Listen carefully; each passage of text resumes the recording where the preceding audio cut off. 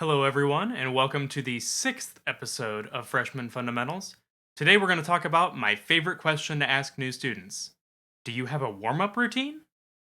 Almost everyone says yes, but usually when you press a little bit further, you find out it's only about 2 or 3 minutes. So, this episode, we're going to talk about why you should have a dedicated fundamental routine that could last up to an hour, and what the heck you're going to play for that long. So, for starters, I am a trombone player. If that wasn't already pretty evident. And all instruments are going to be different. But if you take these ideas and you apply them to your instrument, you should wind up with a pretty solid fundamental routine. Really quick, I just want to say thank you to everyone who has subscribed to the channel so far.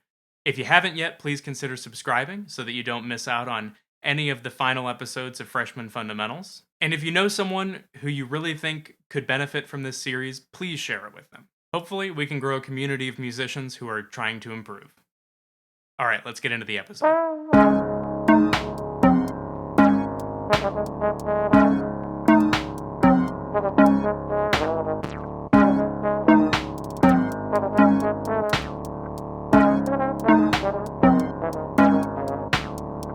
For starters, I should mention that this is not my personal fundamental routine. This is more of an idea of the concepts that I think that you should touch when creating your own fundamental routine. The routine that you play through every day is a highly personal thing that you're going to have to spend some time toying around with to figure out what works for you. But, in my opinion, all routines should cover some of the same basic things. But before we get into that, I need to get something out of the way. So, this might seem like an unnecessary distinction, but I don't think that a warm up and a fundamental routine are exactly the same thing, even though sometimes we do use the terms interchangeably. I try and keep the terms separate because sometimes when I tell people that I have a warm up routine that lasts an hour, they think that I'm probably just wasting an hour of playing during the day. Warming up is physically preparing your body and chops for the performing and practicing that you're going to have to do in a day. Doing basic things like long tones, slow lip slurs, and even just some stretching fall into that category. You can honestly be completely prepared to play in about 2 to 3 minutes, at least physically. After that, you're practicing. And that's why I call this a fundamental routine. I do warm up at the beginning, but then my mindset changes. I'm practicing and actively trying to improve my fundamentals the whole time. Again, I know it's a subtle distinction, but the mindset shift really is everything. So, why do you need to work on fundamentals this much every day? Well, I think it's a good idea to build your playing from the ground up every day. It's a really good way to prepare yourself for anything that you might have to play, and it also develops new fundamental habits. This, for me, is the most important practice session of my day. If I can only practice for an hour, this is what I'm going to play. Why? Because it seeps into everything else you play. If you've constructed an effective routine, doing it daily is going to help you improve your solos, etudes, and excerpts, and anything else that you have to play. Doing a routine daily also makes it really easy to assess your progress over time.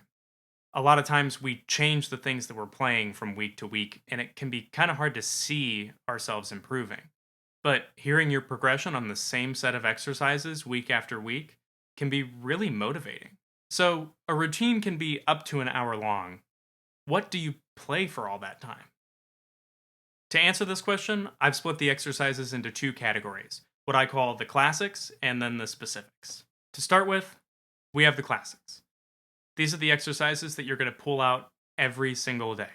They physically prepare you for playing, and these are the exercises that really build your playing from the ground up. When I start my routine, I want my focus to just be on sound. I think that one of the best things that you can do when you first pull out your instrument is to just play a long tone on your most comfortable note.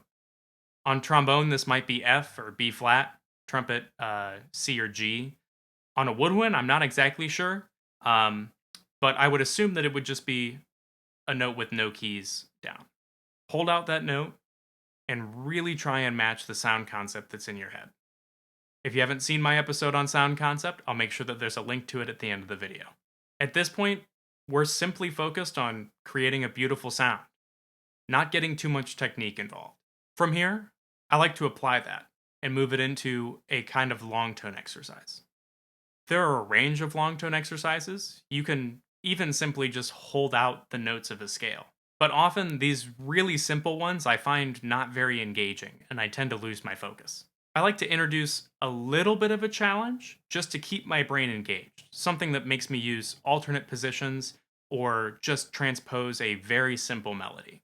That melody can honestly be as simple as do, re, do, but something that focuses me on what I'm doing.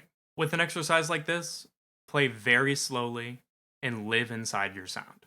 Again, it's still all about creating the most beautiful tone that you can. As we move through sections of the routine, you'll notice that it's cumulative. So, everything that you've established at the beginning of the routine should stay in place through to the end. So, we were just focused on creating a beautiful sound. Now I like to work on note connection, or moving that sound. For brass players, this means slow lip slurs. For woodwinds, maybe some slow interval work. I want to emphasize doing this slowly. We don't want to give ourselves any room to make mistakes. While using the most beautiful sound possible, connect the first note to the second note with fluid technique, whatever that means on your instrument. The essence of it is this: can I take this beautiful sound that I've cultivated and move it? Once I've started to get some fluidity between the notes, I like to take this to its end by working on some flexibility studies. I think that this one is brass exclusive, but woodwinds, feel free to call me out in the comments. For brass players, flexibility is often just a fancy term that describes lip slurs that go faster and cover a wider range. But I do think that it goes a bit further than that. When we talk about flexibility of the body, we're talking about being able to get in and out of different positions with fluidity and ease. So I think that the same should probably apply to our playing flexibility. As we're trying to play faster lip slurs, we need to avoid slotting the notes. We need to be focused more on letting our beautiful sounds soar between and over the partials. While you're doing flexibility studies, try and keep your tone supported and uninterrupted through all of the partial breaks. Notice, though, that just about everything that we've done so far doesn't involve very much slide or finger coordination. But that isn't the point quite yet.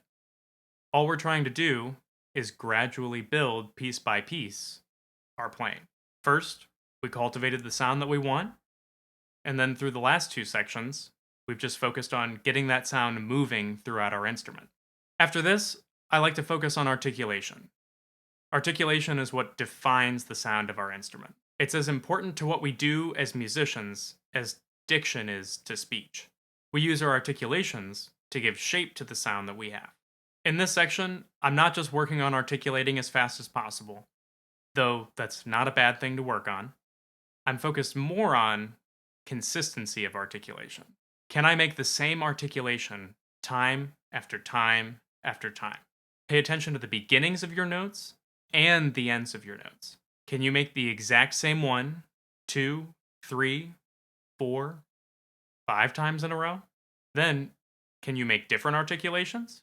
We want to have variation in our articulation, but we want to have control of that variation. The last section that I like to put in is scales or etudes of some kind. Scales and simple etudes are a fantastic culmination of everything that you've worked on all the way up to this point.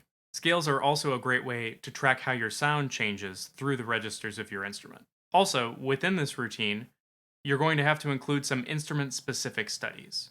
Where they fit into your routine is going to be a little bit different for every instrument.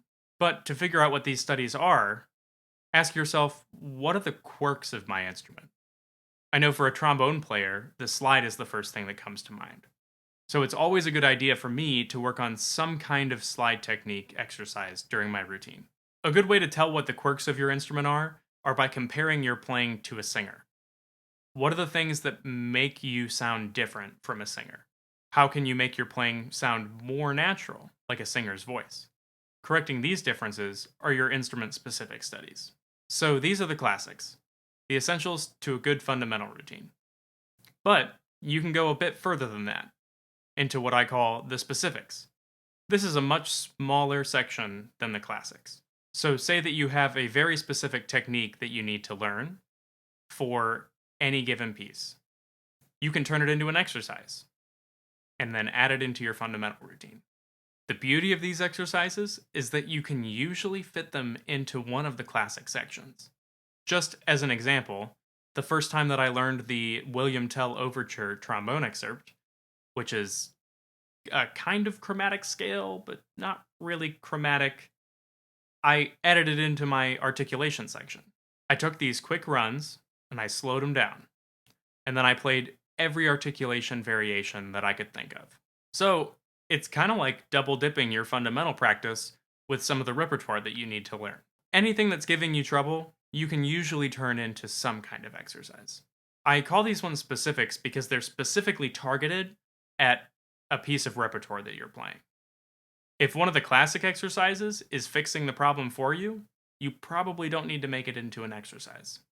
Not to say that repertoire-specific exercises won't seep over into other things, but they're much less likely to. And that's it. That's the whole fundamental routine.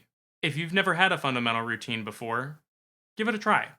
Not just for a day or two, try it for a week, 2 weeks, maybe a month. It might be hard to get yourself into the habit of it at first, but if you're doing it consistently, I can guarantee you that you will get better faster than you ever have. The last piece of advice that I'll give you with this is that it does not matter what you play. It matters how you play it. Thank you everyone for watching. If you enjoyed the video, make sure to hit that like button and don't forget to subscribe.